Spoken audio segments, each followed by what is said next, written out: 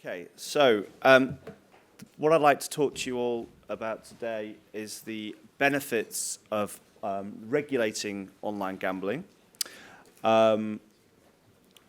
Just a quick introduction to Betfair. Who we are. We're a fast-growing business.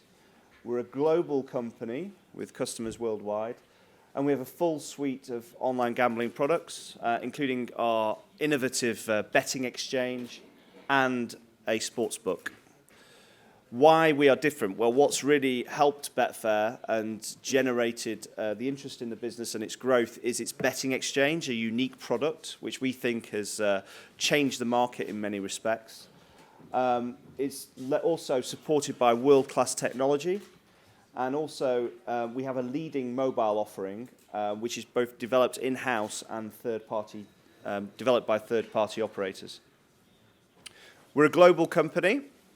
There's 10 languages available on betfair.com. We have various offices throughout the world, notably in the United States, the UK, Romania, Portugal, Gibraltar, Ireland, and Malta.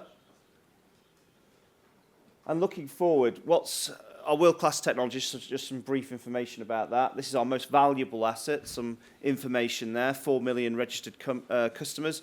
One critical point is that 20% of Betfair customers had used their mobile phone to bet at a wedding. Who says romance is dead? Just coming on to the benefits of regulation. So just in broad terms, the economic considerations are tax, marketing investment, the advertising and sponsorship deals, and job creation. There's also a whole raft of non-economic and other considerations. These include, and I'm going to come on and explain these in more detail, player protection, social responsibility, anti-money laundering, and sporting integrity. So just coming on to tax, what's important to note is that regulating the online gambling market means adding a source of revenue which is otherwise lost in the unregulated environment. Both payment blocking and ISP blocking have been shown not to be truly effective. I think we've seen that in various regulatory regimes. So a tax rate which incentivizes operators to become locally regulated is key. We also think that a lower tax rate, and this is based on our experience for Betfair working with various jurisdictions, a lower tax rate also incentivizes operators to lower prices, and this reduces in turn, and this is critical, customers to seek unregulated operators. So tax rate can be critical in terms of ensuring that the regulated market swallows up the black market. It's also important to note that there's very little evidence we've found from the studies that we've done, the industry's work with the likes of PwC, for example, that online and land-based gambling products are actually complementary. We're finding that they are actually complementary. That means that one doesn't actually cannibalize the other. And that's something that I think is worth bearing in mind when you come to regulate as well, that both online and offline can exist in peaceful coexistence. We've certainly seen in the UK that the offline industry has grown, continued to grow, despite the long-standing regulation of online products with their innovations. So, let's get into some of the perceptions around the regulation of online gambling and the actual activity of online gambling.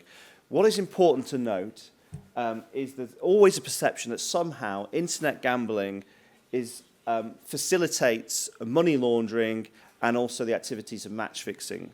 Well, I think it's worth trying to focus on why that is not actually true. And this comes from some experience of dealing with regulators and regulated jurisdictions over the years. We think that a regulated environment mitigates the perceived risk because it ensures that operators, provided the regulation is correctly set up, it prevents people with links to organised crime and terrorist groups from owning what could be vehicles for money laundering. So a proper licensed system will ensure that there are the appropriate safeguards to ensure that nobody with criminal backgrounds, for example, can obtain licenses and use that as a method of money laundering.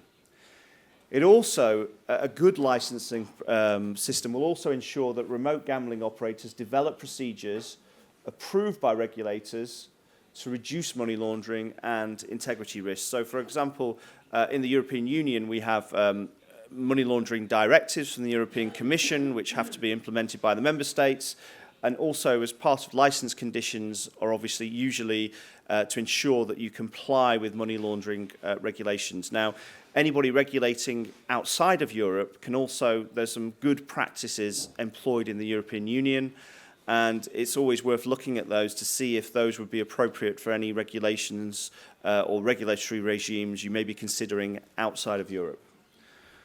Also important is the data. Internet gambling, the regulation of online gambling provides an excellent opportunity to allow the collation of data, which can be extremely important, obviously, in the process of fighting against money laundering. This is absolutely critical because what it's enabled regulators to do is to develop best practice, to work with the licensed operators in order to establish what their money laundering procedures are, how they prevent it, how they assess the risk.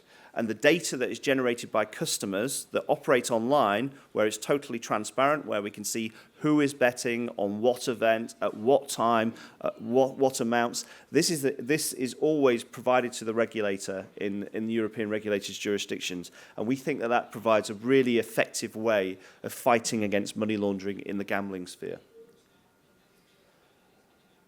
I think also important, and one of the other key benefits of the regulation of online gambling is the prevention of match fixing. Now, we think that a regulated environment is key to reducing the risks of match fixing because it allows a proper collaboration and transparency between sports, operators, regulators, and law enforcement. One of the first benefits is the detection and monitoring systems to help protect the integrity of markets, which protects both customers and the sport itself. Also important, I stressed the importance earlier of data in the regulation of online gambling. It's the live analytics and the audit trails which allow operators and regulators to monitor markets and investigate suspicious activity. So, and also, the other important thing is the rapid exchange of detailed betting reports. Now, this means that regulators can obtain the data very quickly if they have concerns about an event, and then they can see from the operators who's placed bets on which events. Now, we believe that none of this is possible when betting is anonymous in unregulated markets.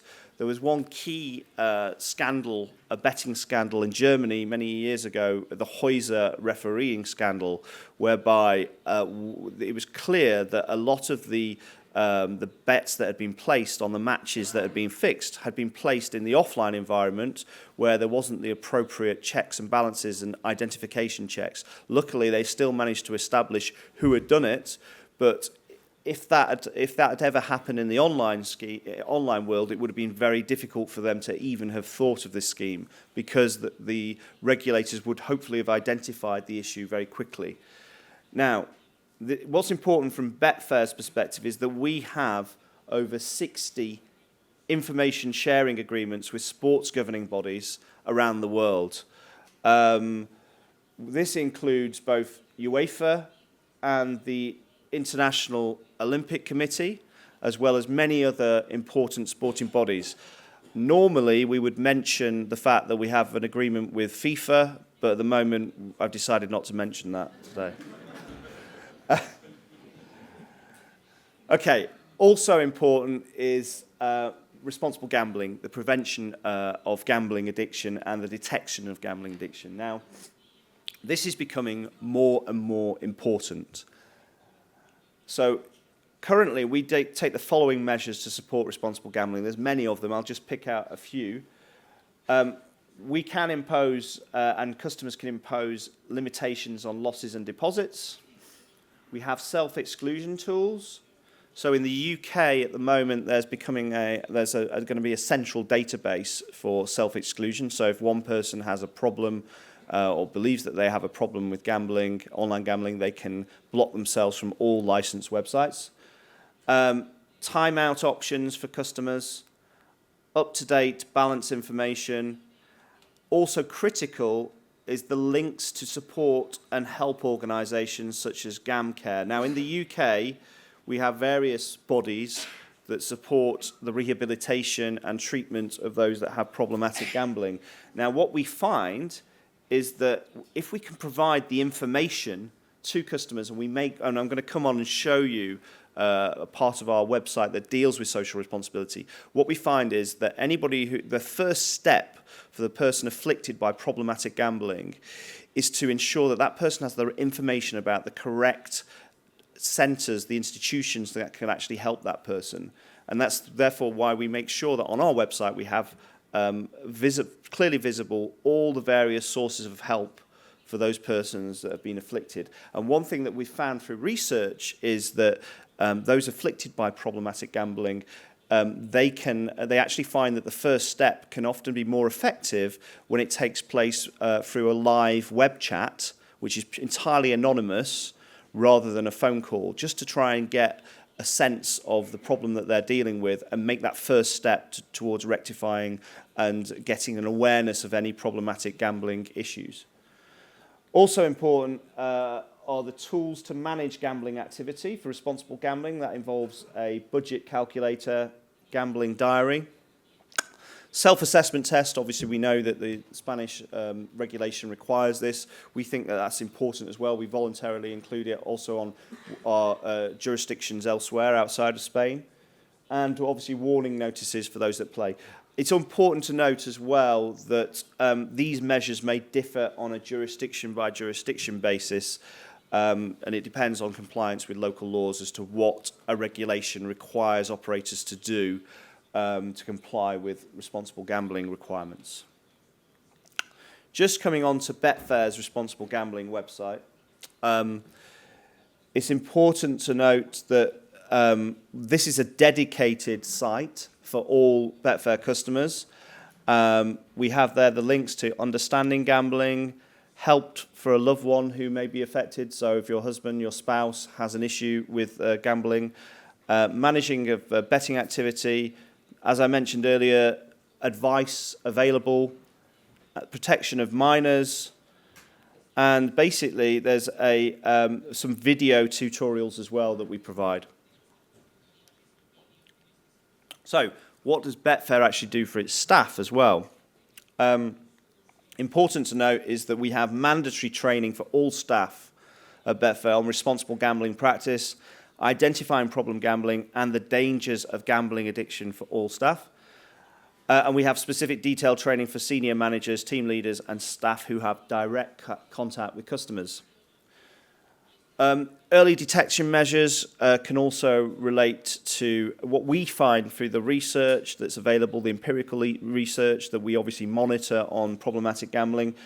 The key detection factors that can lead, so these are the common factors that we think will play a role, will be age. So between 18 to 25 years, we believe that the evidence shows that there can be a higher risk there. Sex, men 4 times more likely to develop gambling addiction issues.